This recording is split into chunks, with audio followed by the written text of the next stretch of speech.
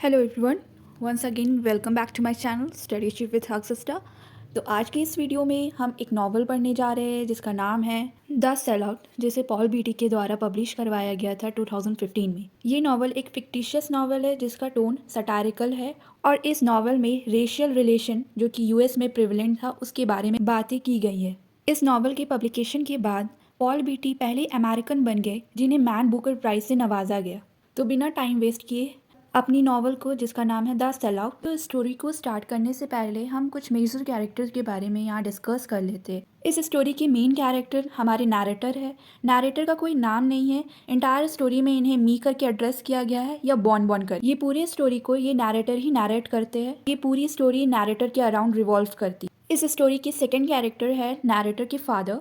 Narrator के father अभी alive नहीं है जब ये स्टोरी को बताया जाता है, मगर उनका भी काफ़ी मेजर रोल है इस स्टोरी के अंदर। साथ ही साथ हम ये भी बता दें कि नैरेटर के फादर एक साइकोलॉजिस्ट होते हैं जिनका मेन एम होता है ब्लैक काले लोगों की ज़िंदगी को इम्प्रूव कर। इसके बाद अनदर मेजर कैरेक्टर स्टोरी में है मार्पेसा। मार्पेसा नैरेटर की चाइल्डहुड स्वीट हार्ट है। अगर इस स्टोरी में उसकी शादी किसी और से होती है, शादी होने के बावजूद मार्पेसा जो है नैरेटर के साथ एक्स्ट्रा मैरिटल अफेयर रखती है। फॉय चेशायर एक अनदर कैरेक्टर होते हैं इस स्टोरी में, जो दम दम डोनट इंटेलेक्चुअल ग्रुप के को फाउंडर या मेन हेड होते हैं। फॉय चेशायर नैरेटर को 10 सेल आउट करके बुलाते हैं इस पूरे स्टोरी में। एक अलग कैरेक्टर होता है इस स्टोरी में जिसका नाम है होमनी जेनकिन। ये एक बूढ़ा आदमी होता है जो कि नैरेटर का स्लेव होता है। तो चलिए स्टोरी पर आते हैं। ये पूरी कहानी एक प्रोलॉग से स्टार्ट होती है। प्रोलॉग यानी एक इंट्रोडक्शन, जिसमें प्रोटैगोनिस्ट के द्वारा रीडर्स को ये बताया जाता है कि ओवरऑल ये पूरी बुक जो है किस आइडिया पर बेस्ड है। ये पूरी स्टोरी एक फिक्शनल टाउन डिकिंस के ऊपर बेस्ड है।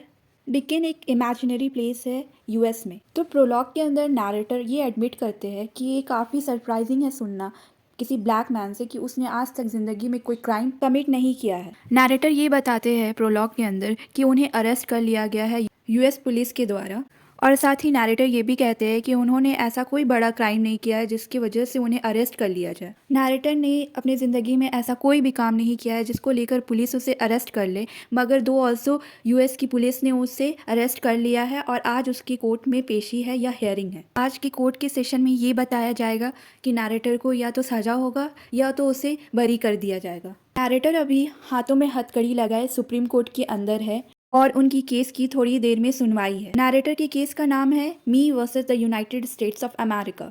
स्टोरी के प्रोलॉग के अंदर सिर्फ हमें ये बताया जाता है कि नैरेटर जो है वो उसे अरेस्ट कर लिया गया है। अब वो नैरेटर ये बताता है कि वो इस कंडीशन में फंसा तो कैसे फंसा, आखिर उसकी ज़िंदगी में ऐसा क्या हुआ कि पुलिस ने उसे अरेस्ट कर लिया। तो यहाँ से कहानी स्टार्ट होती है। नैरेटर अब अपने पास्ट में जंप करता है और वो बताता है वो डिकेन कैलिफोर्निया में रहता है जो कि अमेरिका में है। डिकेन प्लेस इमेजिनरी प्लेस है और जैसे कि हमें पता है ये अमेरिकन हिस्ट्री में है कि वहाँ पर रेशियल डिस्क्रिमिनेशन होता था और ये जो नैरेटर है वो अफ्रीकन अमेरिकन था, यानी नैरेटर जो है अफ्रीकन कम्युनिटी से या ब्लैक मैन था। इस रेशियल डिस्पैरिटीज़ की वजह से नैरेटर एक जगह पे रहते हैं जिसका नाम है डिकेन, और वो डिकेन कम्युनिटी में सिर्फ और सिर्फ ब्लैक लोग ही रहते हैं। नैरेटर की माँ जो है ऑलरेडी पास अवे हो चुकी है, इसकी माँ जिंदा नहीं है। नैरेटर की फादर एक सोशल साइंटिस्ट है और नैरेटर की फादर को एक और नाम से जाना जाता है जिसे लोग द निगर विस्परर कह के बुलाते हैं। निगर विस्परर मतलब काला आदमी। नैरेटर के फादर जो होते हैं वो जनरली अपना टाइम सारा स्ट्रीट्स पर ही बिताते हैं। ब्लैक लोगों की ज़िंदगी को सुधारना उनका मेन एम है।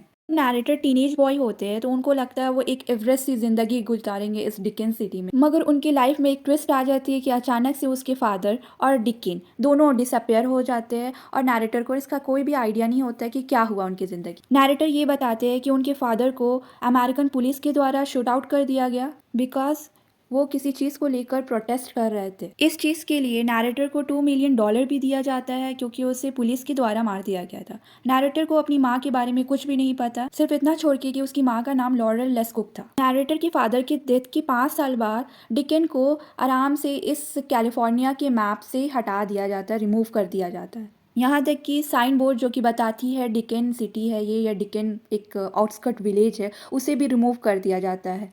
नैरेटर के फादर और नैरेटर के बीच कुछ अच्छा रिलेशन नहीं था, क्योंकि नैरेटर के फादर एक साइकोलॉजिस्ट थे जो कि हमेशा अपनी बेटी को एज अ एक्सपेरिमेंट के लिए यूज़ करते थे। वो अपने सन को सन ना समझकर एक ऑब्जेक्ट समझते थे, जिसे वो बार बार कुछ ना कुछ एक्सपेरिमेंट में यूज़ करते थे और हमेशा उसे टॉर्चर करते थे। नैरेटर के फादर का ये मानना था, क्योंकि वो लोग एक अफ्रीकन कम्युनिटी से बिलोंग करते हैं और वो इस अमेरिका एरिया में रहते हैं, तो उन्हें कहीं ना कहीं ज़िंदगी में टॉर्चर को फेस करना पड़ेगा। इसीलिए वो चाहते थे कि वो अपने शुरू से अपने बच्चे को इस तरह से ट्रेंड करे कि वो टॉर्चर सहने का क्षमता रखे या पोटेंशियल रखे। नैरेटर के फादर के गुजरने के बाद नैरेटर ने एग्रीकल्चर साइंस की पढ़ाई की थी, तो उसका ये उम्मीद था कि वो अपने फादर के लैंड को एक ऑस्ट्रिच फार्म में कन्वर्ट करेगा और साथ ही साथ उस लैंड में वो खेती बाड़ी भी करेगा, जहाँ पर वो वाटरमेलन को उपजाऊ करेगा या प्रोड्यूस करेगा। जब नैरेटर को ये पता चलता है कि डिकेन को मैप से हटा दिया गया है, नैरेटर अपनी ज़िंदगी का गोल ये तय कर लेता है कि उसे एनी हाउ इस डिकेन प्लेस को मैप में लेकर आना है। ये पूरी नॉवल अब इसी चीज़ पर बेस्ड है कि किस तरह जो नैरेटर वो कोशिश करता है, अटेम्प्ट करता है कि वो डिकेन को वापस से मैप में इंक्लूड कर सके। क्योंकि नैरेटर के फादर एक सोशल साइकोलॉजिस्ट थे, तो वो कई तरह की मीटिंग्स को अटेंड किया करते थे। तो उनमें से एक मीटिंग ग्रुप का नाम था दमदम डोनट इंटेलेक्ट्स ग्रुप। तो नैरेटर ने भी उस ग्रुप को जाके ज्वाइन कर लिया। तो उस ग्रुप के अंदर नैरेटर को मिलते हैं फॉयड चेशायर, जो उस ग्रुप के लीडर थे या को फाउंडर थे, जो कि नैरेटर को बिल्कुल भी पसंद नहीं करते थे। जब नैरेटर पहली बार इस ग्रुप में जाकर स्पीच दे रहे थे, तो फॉयड चेशायर को इतना गुस्सा आया कि उसने इस बंदे को चिल्लाकर कह दिया द सेल आउट। फॉयड चेशायर ने नैरेटर को द सेल आउट इसलिए कहा था क्योंकि नैरेटर फल बेचने का काम करता था। तो फॉयड चेशायर को ये बड़ा गुस्सा था कि मैं इतनी दिन से यहाँ काम कर रहा हूँ, मैं इतना एक्सपीरियंस वाला बंदा हूँ और ये कल का आया हुआ लड़का है, ये यहाँ पर स्पीच देगा। तो फॉयड चेशायर नैरेटर को ज़रा सा भी पसंद नहीं करता था। अब इस स्टोरी के अंदर नैरेटर की लव लाइफ के बारे में बात की जाती है। मारपेसा नैरेटर की चाइल्डहुड स्वीट हार्ट थी, मगर ये दोनों की शादी नहीं हुई थी और मारपेसा ने किसी और से शादी की थी। तो वो एक बस ड्राइवर थी और उसका एक बेटा भी था। मगर मारपेसा और नैरेटर अभी भी एक दूसरे के साथ रिलेशन में हैं।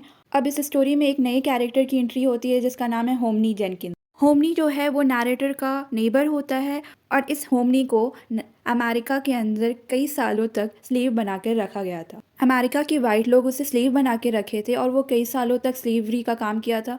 तो जब उसे स्लेवरी से आज़ादी मिली, तब वो बंदा थोड़ा पागल सा हो गया था।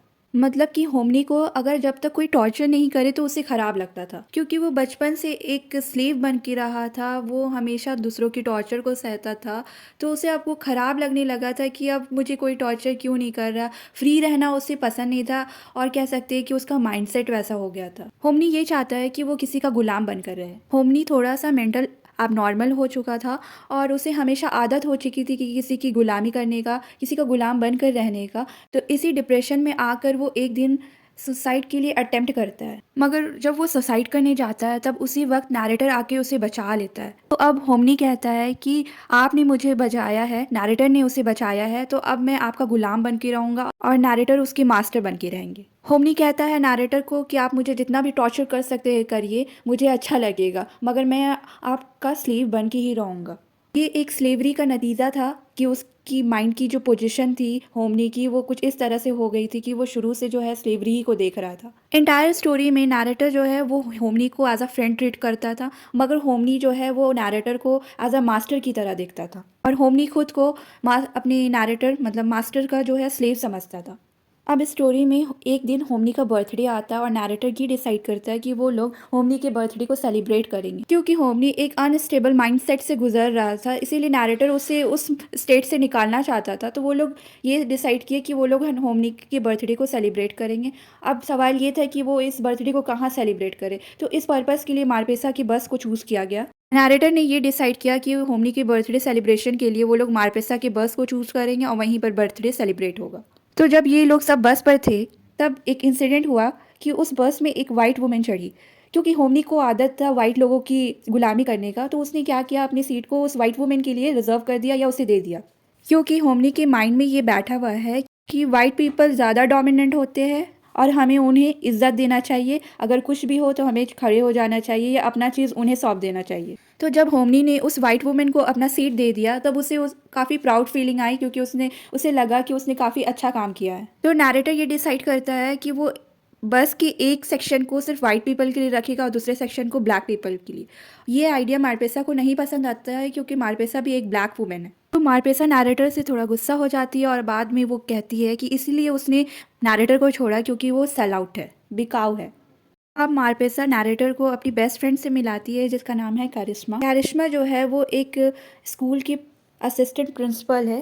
उस स्कूल का नाम शाफ मिडिल स्कूल है। एक दिन नैरेटर जो है वो स्कूल में विजिट करते हैं उस स्कूल के बच्चे को एग्रीकल्चर साइंस के बारे में थोड़ा बताने के लिए। नैरेटर ये चाहता है कि करिश्मा भी जो अपने स्कूल शाफ मिडिल स्कूल उसमें वाइट स्टूडेंट्स को भी इनरोल करे क्योंकि करिश्मा के स्कूल में सिर्फ और सिर्फ ब्लैक पीपल पढ़ते थे क्योंकि करिश्मा भी एक ब्लैक पर्सन थी। नैरेटर को ये लगता है कि अगर ये बात सब लोगों को पता चलेगी कि इस स्कूल में दोनों तरह के बच्चे एक साथ बैठकर पढ़ रहे हैं, वाइट और ब्लैक, तो बड़े बड़े जितने भी अमेरिकन स्कूल होंगे वो भी इस बात से इनकरेज होंगे और वो भी है ना हर जगह ब्लैक्स और वाइट के बीच में कोई डिस्क्रिमिनेशन नहीं करेंगे। अब नैरेटर थोड़ी अपने फादर के बारे में डिस्क्राइब करता है। वो कहता है कि एक बार उसने अपने फादर को कहा था कि अमेरिका में कहीं भी रेसिज्म नहीं। नैरेटर के फादर का तो ये भी मानना था कि उन्हें हर जगह रेसिज्म दिखता था, इसीलिए उन्होंने डिसाइड किया था कि वो नैरेटर को किसी वाइट रन पब्लिक स्कूल में कभी भी नहीं भेजेंगे। नैरेटर के फादर के आर्ग्यूमेंट के हिसाब से जो कि उनको लगता था रेसिज्म हर जगह फैला हुआ है, नैरेटर को ऐसा नहीं लगता था कि रेसिज्म अब कहीं पर भी है। नैरेटर को लगता था जो भी अपॉर्चुनिटीज़ हमारे सामने हैं उसका अगर हम फ़ायदा नहीं लेंगे तो इससे क्या होगा, ब्लैक पीपल हमेशा पीछे रह जाएंगे। लेकिन नैरेटर का ये भ्रम टूटता है जब उन्होंने पहली बार अपने ऊपर डायरेक्ट रेसिज्म को एक्सपीरियंस किया। एक बार वो वाइट रन गैस स्टेशन पर जाते हैं जहाँ पर उन्हें रेस्ट रूम को यूज़ करना होता है, मगर वहाँ ये कहा जाता है बीइंग अ ब्लैक उन्हें कुछ पहले परचेस करना पड़ेगा।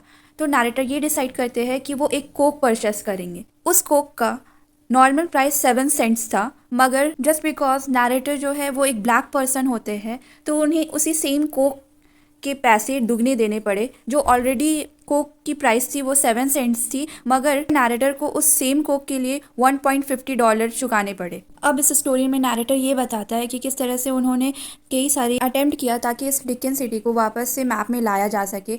वो इस डिकेन के अराउंड बाउंड्री लाइंस को पेंट कर दिया। जब ये बात उनके नेबर्स को पता चली तो वो भी नैरेटर की हेल्प करने लगे। जब फॉय शेशायर को इस सेग्रीगेशन वाली बात पता चली तो उसे काफ़ी गुस्सा आया और फॉय ने पहले तो एक बस की तरफ एम करके उस गन से शूट करने की कोशिश की। फिर उसकी एम जो है वो नैरेटर की तरफ चली गई और उसने नैरेटर को अपने गन से शूट कर दिया। यही देखकर होमनी वहां पर जल्दी से आता है और साथ ही साथ एम्बुलेंस को भी बुलाया जाता है और इस इंसिडेंट की खबर जो है पुलिस को भी मिल जाती है। जब पुलिस वहां आती है तो पुलिस को ये पता चलता है कि इस नैरेटर के पास एक स्लेव है जिसका नाम है होमनी। स्लीव रखना अमेरिका में लॉ के अगेंस्ट था और एक इलीगल एक्शन था और नैरेटर ने कई सारे अटेम्प्ट किए थे, सेग्रीगेशन को अटेम्प्ट किया था।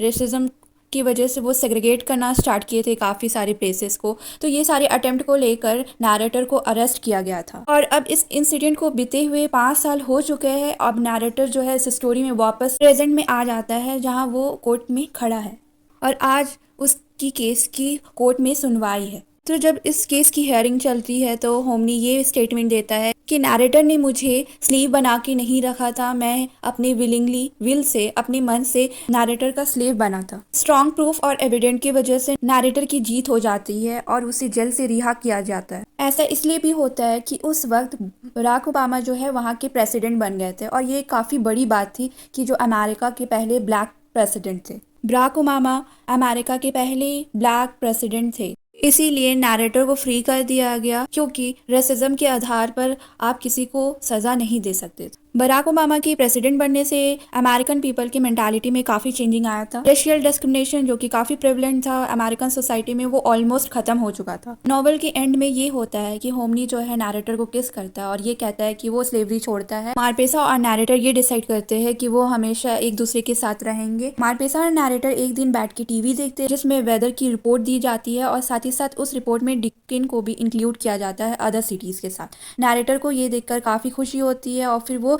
थोड़ा भावुक होकर रोने भी लगता है। फिर मार्पेसा और नैरेटर एक open mic night stand show में जाते हैं जहाँ एक ब्लैक पर्सन जो है वो परफॉर्म करता है स्टैंड अप कॉमेडी और वो ट्रोल करता है काफ़ी एक वाइट कपल को। वो ब्लैक मैन उन वाइट कपल को हॉन्कीज कहता है जिसका मतलब होता है वाइट पीपल और कहता है दिस इज आवर थिंग, मतलब ये हमारा चीज़ है। नैरेटर को इस बात से काफ़ी चोट पहुँचती है ये हमारा चीज़ है, इसका क्या मतलब है। इस कहानी को नैरेटर इस बात से क्लोज करते हैं, एक मेमोरी से क्लोज करते हैं कि एक ब्लैक गाय इस अमेरिका के प्रेसिडेंट बन चुके हैं, जो कि है बराक ओबामा। और इस तरह से इस नॉवल की एंडिंग हो जाती है।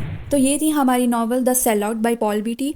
उम्मीद करती हूँ आप लोगों को ये नॉवल काफ़ी पसंद आई हो। अगर पसंद आई हो तो इस वीडियो को लाइक करना, सब्सक्राइब करना और शेयर करना। तब तक के लिए स्टडी वेल।